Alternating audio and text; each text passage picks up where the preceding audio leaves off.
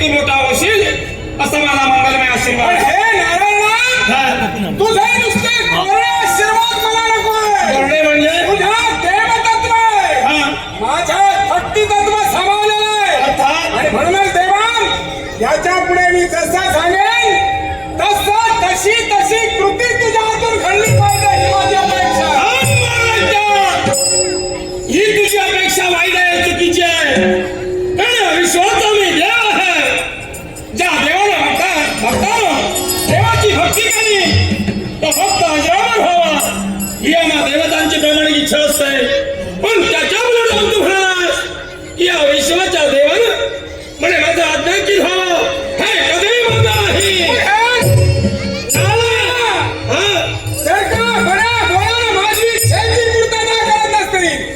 माझ्याकडे सुद्धा अनेक पर्याय आहे आणि त्यापैकी एका पर्यायाचा उपयोग करून मी तुला माझा असा तुझ्याकडे किती पर्याय आहेत याला मी किंमत देत नाही, याला मी महत्व देत नाही. एक वेळ शिव शंभू महादेवांची भक्ती केलीस, आम्हा देवतांचा तू भक्त ठरलायस. भक्तांची भक्त तू अजरामर व्हायला हो केवळ विश्वास तो अजरामर व्हायला हवं हा मा देवतांचा मोठेपणा आहे. शिवाय त्या भक्त प्रल्हादानं माझी भक्ती केली तशी तोही भक्ती करावी. विश्वास अजरामर व्हावास माझ्याकडे जो पर्याय तो कोणता? फक्त माझा रणरंग काय तुला दाखवीन, तुला माझा असा करून घेईन. तुला मी हे रणरंग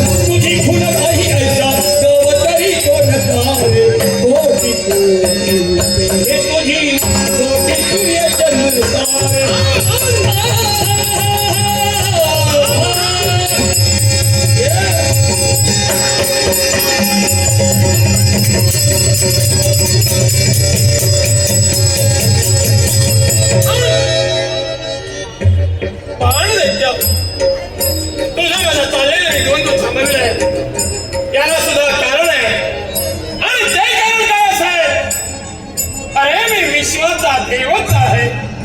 विश्व पालनाची मर्यादेच्या कुंपण माझ्या अवतीभोवती असल्यामुळं या क्षणी मी तुला मारू शकतच नाही, पण या क्षणापासून तुझा मृत्यू शोधण्यासाठी निघाला आहे.